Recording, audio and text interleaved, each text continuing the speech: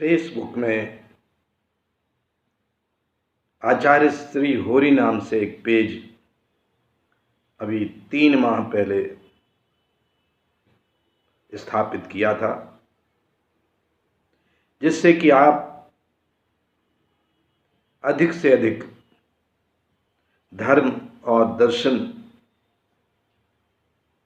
पर गंभीरता से चिंतन कर सके, मनन कर सके।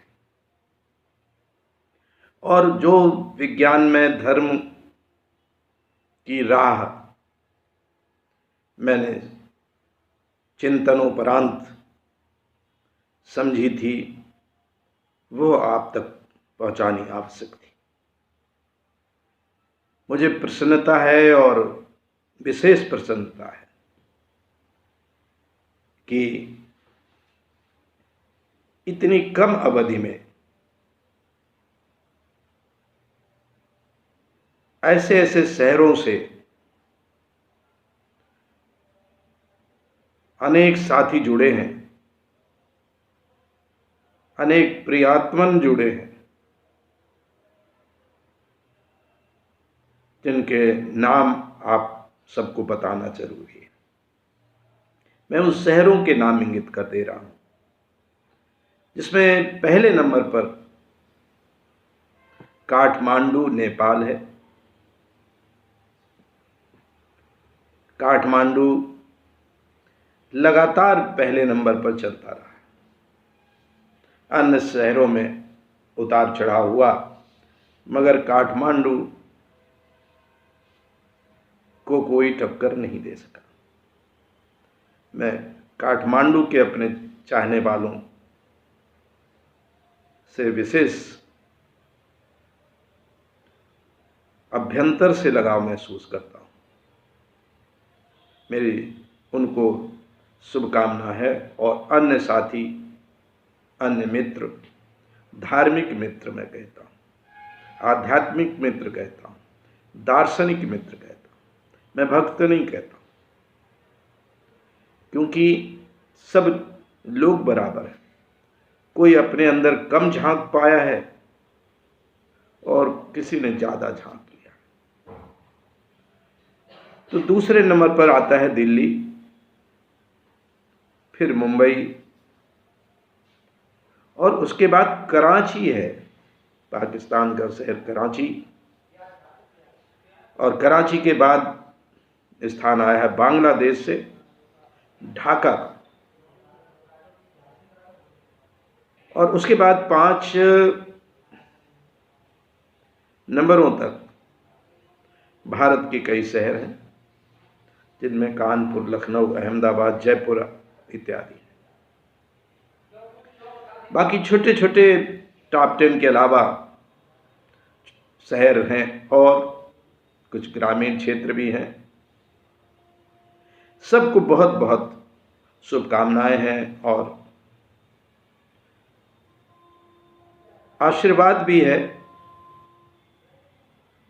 कि इतने गहन विषय को, जिसको हम धर्म और दर्शन कहते हैं, आप गहराई में जाकर के समझ रहे हैं। अनेक लोगों के दूरभाष पर संवाद होते हैं, उनके फोन आते हैं, अनेक लिखित संदेश आते हैं, जिससे लगता है कि आप बड़ी गहरी रुचि दिखा रहे हैं, प्रदर्शित कर रहे हैं। ये शुभ संकेत है। इसके लिए नहीं कि आप मेरी बात को मान रहे हैं या सुन रहे हैं।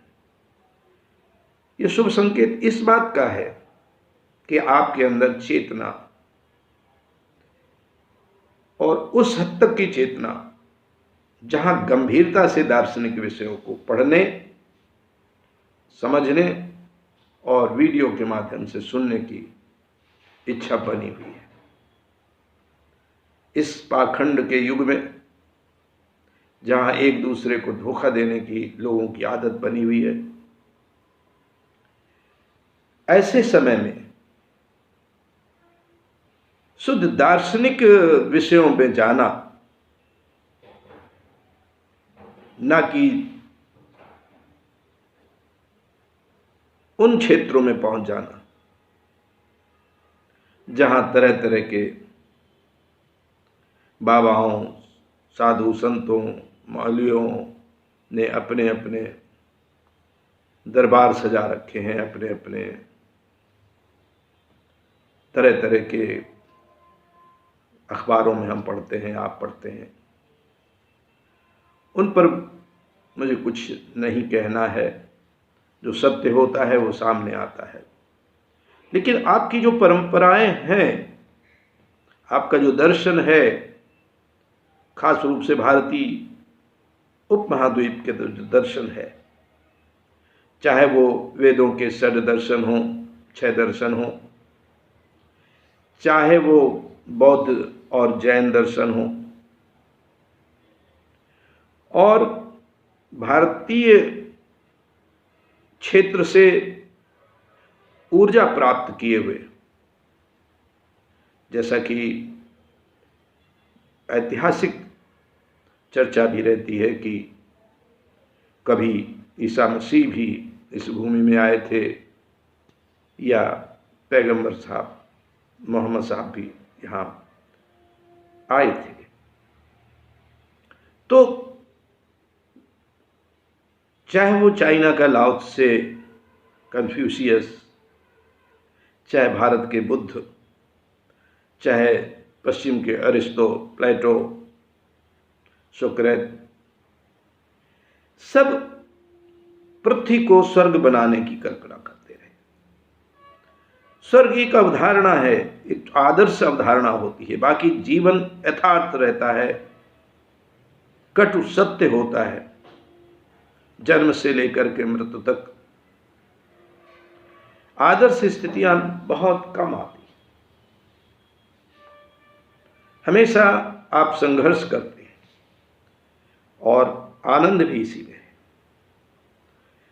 जब आप संघर्ष नहीं कर रहे होते हैं,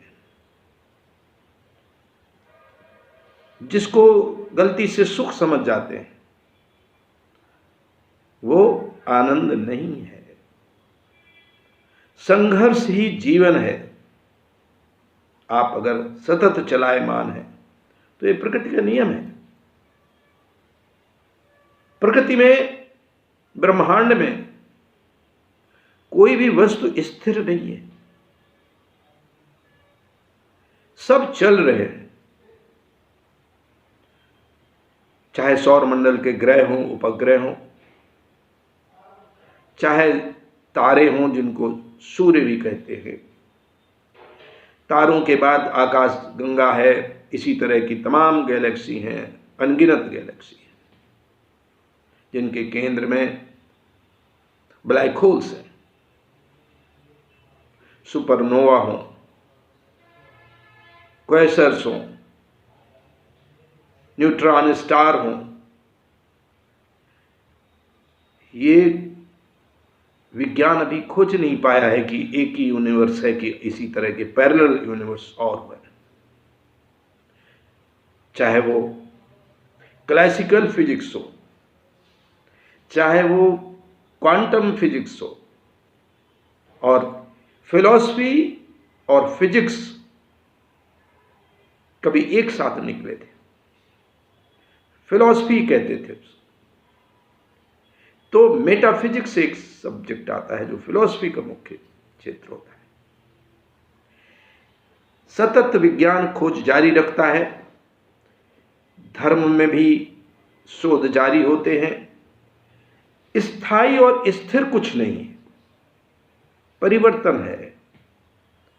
आप भी जो अभी अभी हैं वो अगले क्षण नहीं होंगे, पल पल बदलते हैं। इस पल पल बदलते पूरे वातावरण में हम कैसे कह सकते हैं कि हम जड़ हैं, स्थिर हैं? और अगर हम कहते हैं कि हम स्थिर हैं, तो इसका मतलब आप दूसरों पर यह विश्वास नहीं करते हैं कि वो चलायमान है, चरवैती चरवैती के वाहक है, चल रहे हैं। स्थिर व्यक्ति को दूसरा भी स्थिर दिखाई देता है, तो पहले अपने अंदर झांकना पड़ेगा, अपने अंदर देखना पड़ेगा कि आपके अंदर कहीं कोई जड़ता तो नहीं आ गई, आपके अंदर कहीं कोई रूढ़वादिता तो नहीं आ गई, आप रूढ़ तो नहीं हो गए, आप परिवर्तनशील हैं कि नहीं। और जब मौका मिले तो दर्पण अपने सामने रखना, आईना अपने सामने रखना और देखना कि कहीं कोई जड़ता तो नहीं है, क्योंकि ये बड़ा कठिन है। जिन खोजा तिन पाइयां गहरे पानी पैठ, मैं बापुरु ढूंढन गई रही हूं किनारे बैठ। तो किनारे बैठने से काम नहीं चलेगा, अंदर झांकना पड़ेगा, अंदर ढूंढना पड़ेगा, गहराई में जाना पड़ेगा। और जो गहराई में गए वही दुनिया के विभिन्न क्षेत्रों में ईश्वर के प्रतिनिधि कहलाए। ईश्वर है कि नहीं है, गॉड है कि नहीं है, ब्रह्म है कि नहीं है, ये महत्वपूर्ण विषय नहीं। आपको विश्वास नहीं होता है कि है, तो आपके है या नहीं है कि सोचने से कोई परिवर्तन नहीं होता। आप इन विषयों में बहुत ही समय दें, ये भी उचित नहीं। आप अपने जीवन यापन में अधिक समय दें, पुरुषार्थ में अधिक समय दें। और अगर आपका आर्थिक विकास नहीं हुआ, आध्यात्मिक विकास नहीं हुआ, दार्शनिक विकास नहीं हुआ, सामाजिक विकास नहीं हुआ, तो मनुष्य का जीवन फिर बेकार गया। मनुष्य योनि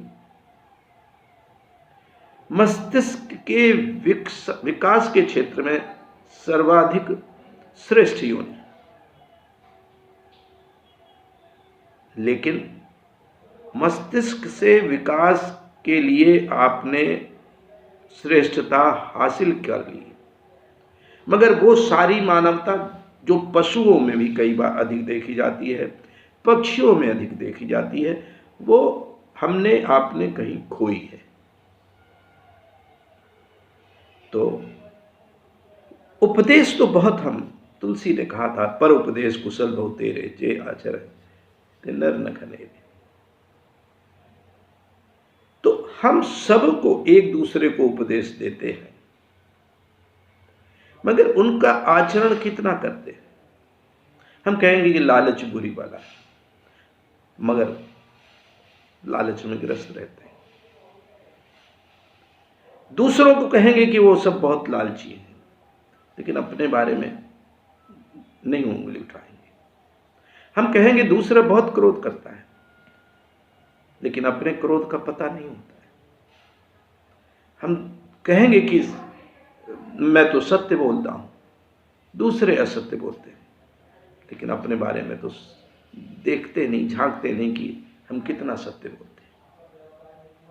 तो धर्म के यही गुण है जो आपके अंदर सद्गुण जिनको कहते हैं, धारते इति धर्म, धर्म के तो यही गुण है। बाकी तो गुण फिर संप्रदाय के होते हैं कि इस्लाम मानने वालों के लिए क्या क्या गुण है, सनातन धर्म मानने वालों के लिए क्या क्या गुण है, बौद्ध मानने वालों, जैन मानने वालों का फिर अलग अलग है। मगर विज्ञान के अनुसार जो आप मनुष्य हैं, मानव हैं, विज्ञान के अनुसार कोई अलग अलग नहीं। सारे मनुष्य का खून एक है, आप सब कहते हैं। सारे मनुष्य के बॉडी में जितने भी सिस्टम है वो एक। इसलिए जो भी दूरियां हों उनको कम करते हुए, मिटाते हुए, यथासंभव अगर हम वसुधैव कुटुंबकम की राह पर चलेंगे तो जो पड़ोसी से दूरी महसूस होती है परिवारों में और समाज में दूसरे लोगों के बीच में दूरी महसूस होती है, उसमें कमी आएगी।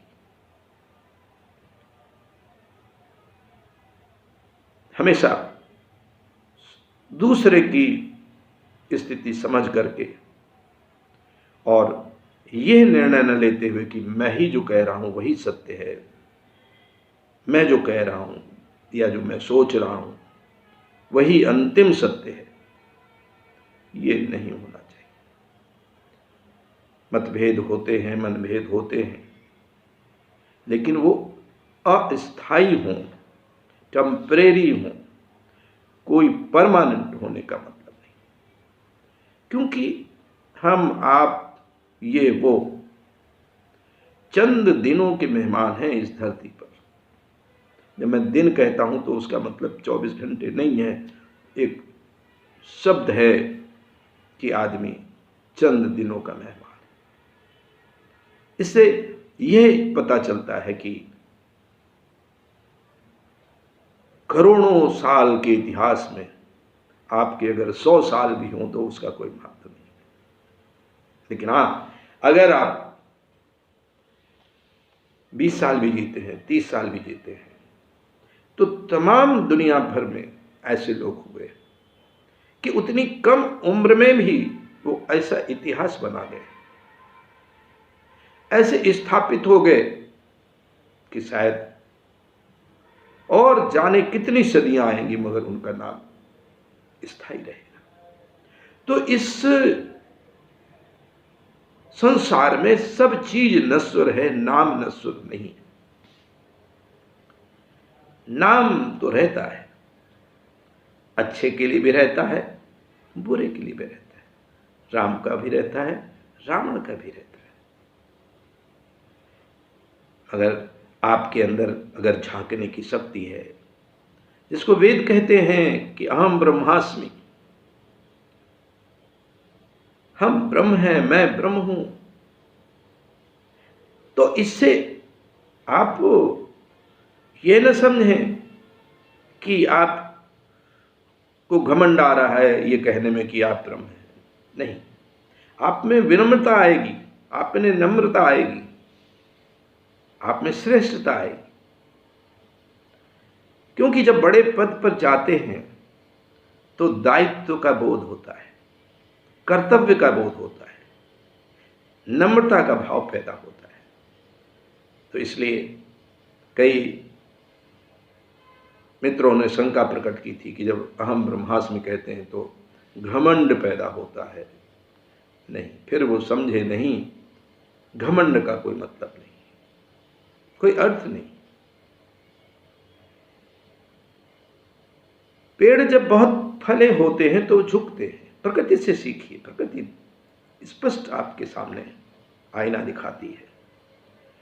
लदा हुआ फलों से लदा हुआ पेड़, क्या आपने अकड़ करके सीधे खड़े होते देखा है? नहीं, उसकी डालें झुक जाती। तो जब अहम ब्रह्मास्मि आप कहते हैं, आप सो अहम कहते हैं, आप कहते हैं कि आप के अंदर ईश्वर का वास है,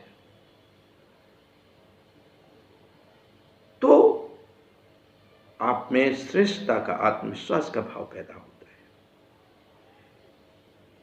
आप अविश्वास न करें, आप झांकें तो अंदर। जैसे परमाणु की सृष्टि देखते हैं, इलेक्ट्रॉन, प्रोटॉन, न्यूट्रॉन, परमाणु का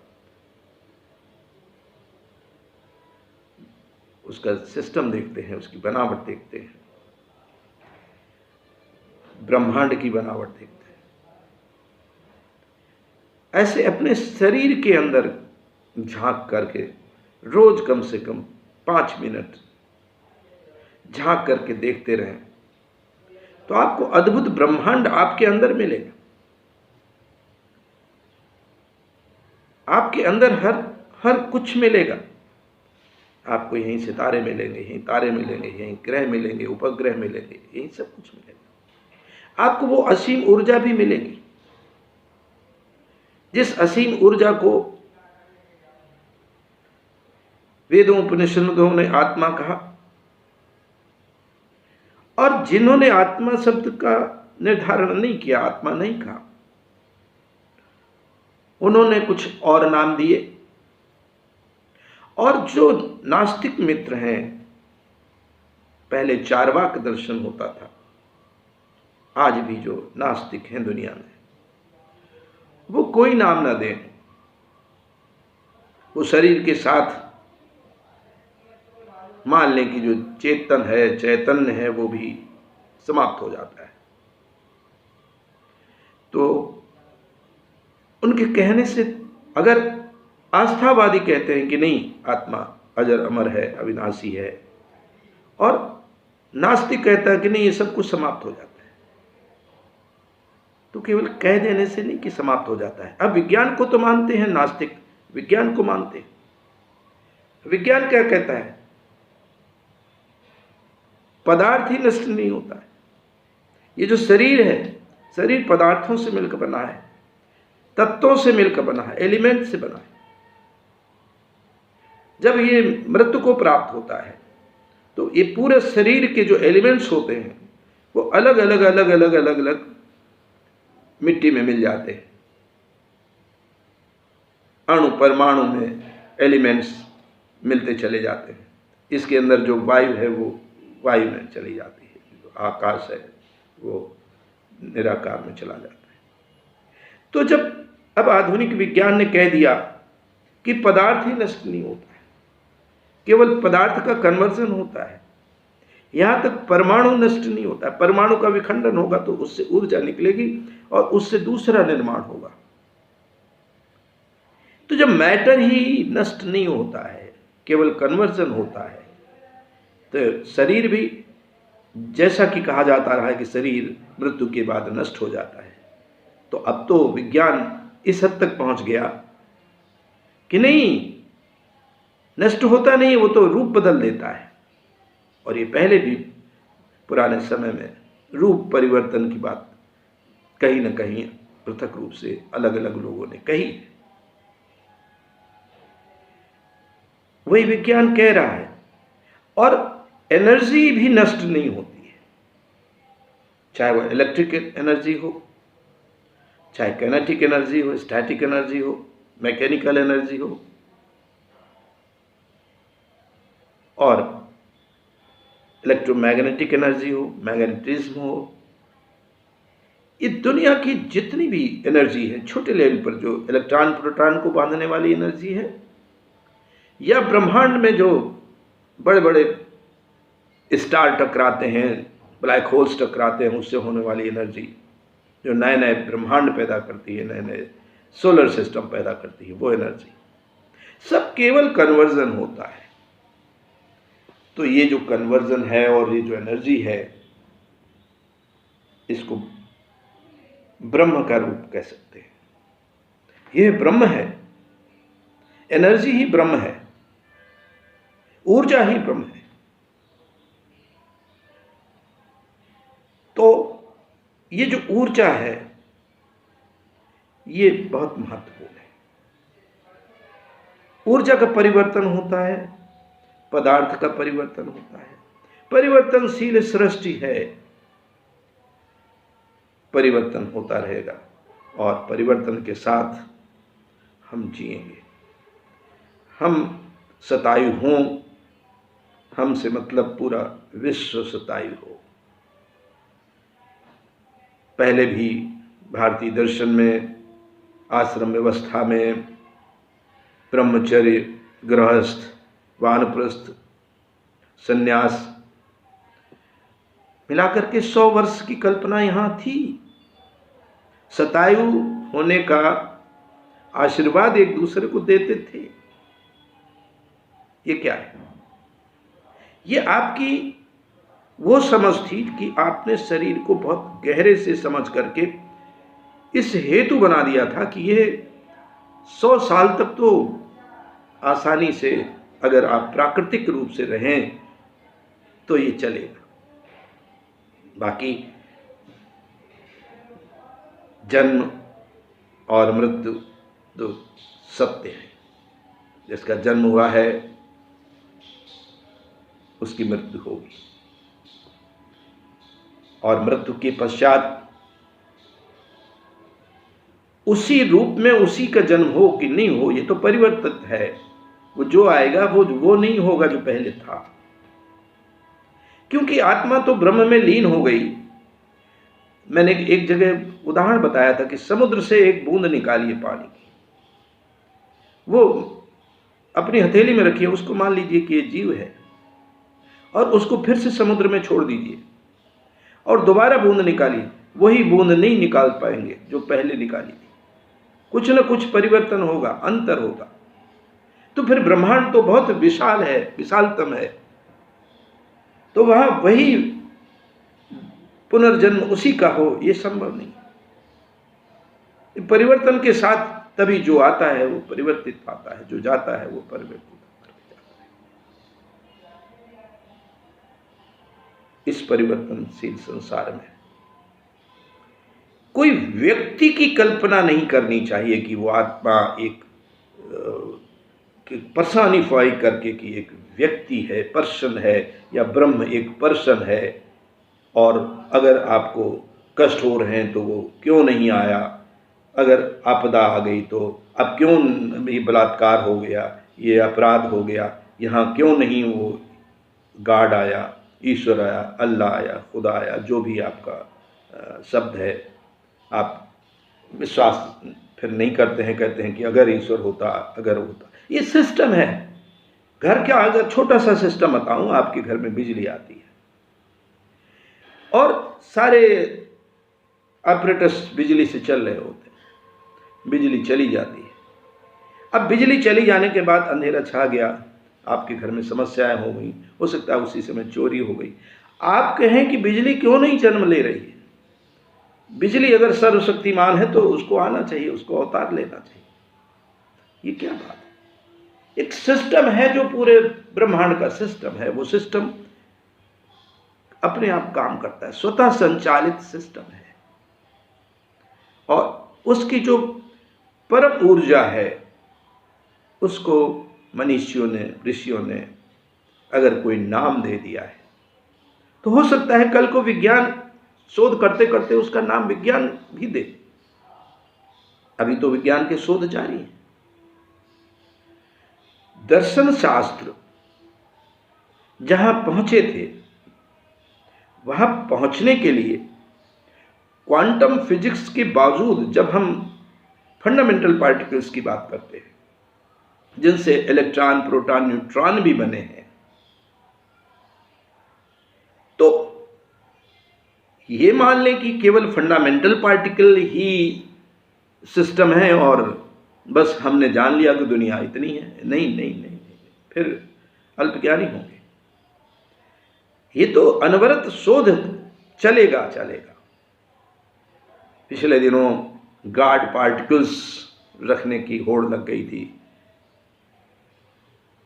कि इस पार्टिकल को जो वेट देता है, जो मास देता है, मास, भार, उसका नाम गॉड पार्टिकल। तो ये शोध, ये सतत प्रक्रिया, ये विज्ञान, ये दर्शन, ये धर्म, ये आपके मस्तिष्क में चलता रहेगा। पूरे विकसित मस्तिष्कों में ये चलता रहता है। आप अपने मस्तिष्क को विकसित करें, आप श्रेष्ठतम मनुष्य बने। मेरा आशीर्वाद भी है, सहयोग भी रहेगा। और जब भी कोई प्रश्न हो, जब भी कोई आपस में, परिवार में चिंतन मनन करते हुए कोई भी प्रश्न हो, तो उनसे आपस में चर्चा करते हुए रूबरू होना चाहिए। भागना नहीं चाहिए। प्रश्नों से भागने का काम धर्म नहीं, विज्ञान नहीं। तो मैंने कहा था कि धर्म में विज्ञान भी हो। जब मैं विज्ञान में धर्म की बात करता हूँ, जो भी धार्मिक क्रियाकलाप हों वे विज्ञान सम्मत हों, तो वहीं मैं ये भी कहता हूँ कि विज्ञान को भी धर्ममय होना पड़ेगा। अभी 1 वर्ष होने को आ रहे हैं कोरोना की, हम वैक्सीन नहीं तैयार कर पाए। हम मिसाइल तैयार कर लेते हैं बहुत तेजी से, हम एटम बम, परमाणु बम, न्यूट्रॉन बम, जाने कितने बम बना डालते हैं, अस्त्र शस्त्र बना डालते हैं, मगर मानव के कल्याण के लिए वैक्सीन बनाने में हमें सालों लग जा रहे हैं। ये क्या है? ये विज्ञान का वो रूप है जो धर्म में नहीं है। वो विनाशकारी रूप में आप बहुत आगे चले जाते हैं, मगर धर्म में रूप में विज्ञान को आपको स्थापित करना है। और ये विज्ञान कहीं बाहर नहीं, आपके मस्तिष्क में है। पूरे मनुष्य प्रजाति, मनुष्य जाति के मस्तिष्क में है। आपका धर्म श्रेष्ठतम हो, आपका विज्ञान श्रेष्ठतम हो, आपके मानव समाज के जितने भी सब्जेक्ट्स हैं, विषय हैं, वो आप में श्रेष्ठतम स्थिति पर पहुँचे, मेरी शुभकामना है। और आशा है, विश्वास है कि आप विश्व में इस आंदोलन को आगे बढ़ाएंगे। और ये मेरा आंदोलन नहीं, आपका आंदोलन है। आपकी लगातार मेहनत का प्रतिफल है कि एक वसुधा ऐसी बने जिसके लिए मनीषियों ने कहा था, वसुधैव कुटुंबकम, सब कुटुंब हो, सब परिवार हो, पूरा विश्व परिवार हो, और हर व्यक्ति इतना सशक्त हो कि वो कहे अहम ब्रह्मास्मि, अहम ब्रह्मास्मि, अहम ब्रह्मास्मि। एवं अस्तु।